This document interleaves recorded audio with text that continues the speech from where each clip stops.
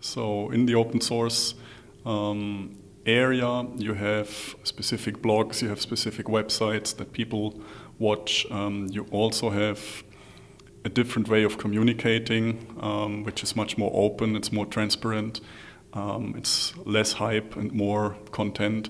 So I think it's a different mindset about open source marketing than it is in traditional marketing. As an open source marketing manager, or if you do an open source marketing campaign, yes, you're restricted, much more restricted financially, but you're also able to do stuff that might be more fun.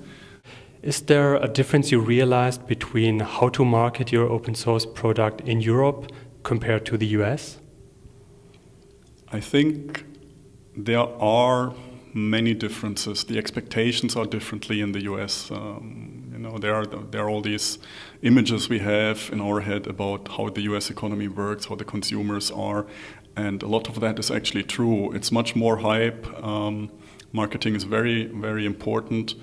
And the whole process is very fast, so it's much more hype than substance. That's my experience so far.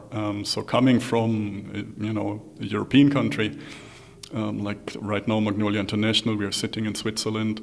This is a part where we typically have a very thoughtful way of doing things. We like to produce quality, and it takes longer.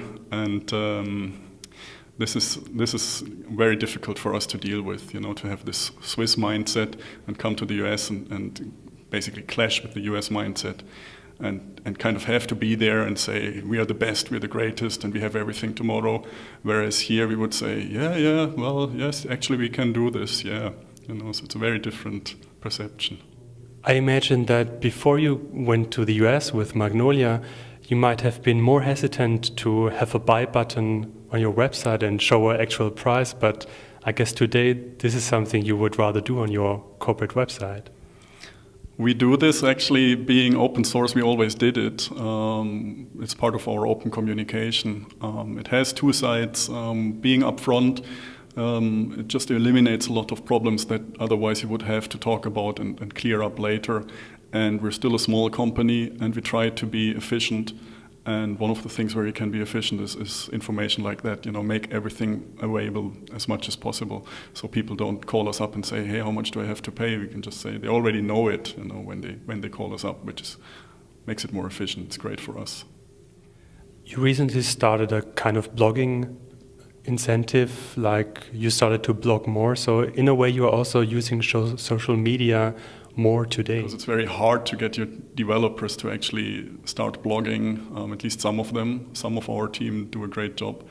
And I think that's a challenge to enable that, because everybody's busy all of the time, and developers, they actually want to write code and get, move the product forward. And it's difficult to instill in them a sense how important it actually is that they share their thoughts in blog form. They do. At Magnolia, what's the marketing budget? Yeah, it's there's this old story. Before we went commercial, if you want, with Magnolia, the first 3 years it was a purely open source product, and we believed that by getting donations, we'd be able to maintain this momentum. And it turned out that within 3 years of having no commercial model beyond selling support and services, we got exactly $5 in donations. So we couldn't quite figure out how to split these $5 between us, which is why they're probably still sitting somewhere. So the commercial option there means we have a dual license. We have an enterprise edition that we sell with additional features and additional support options. And we have found out that this works very well for us. And this also enables us to invest into marketing more than we used to do in the last couple of years. Budget-wise, I would say that this is somewhere in the 5% area. It's not a fixed budget, but I would say that's somewhere there.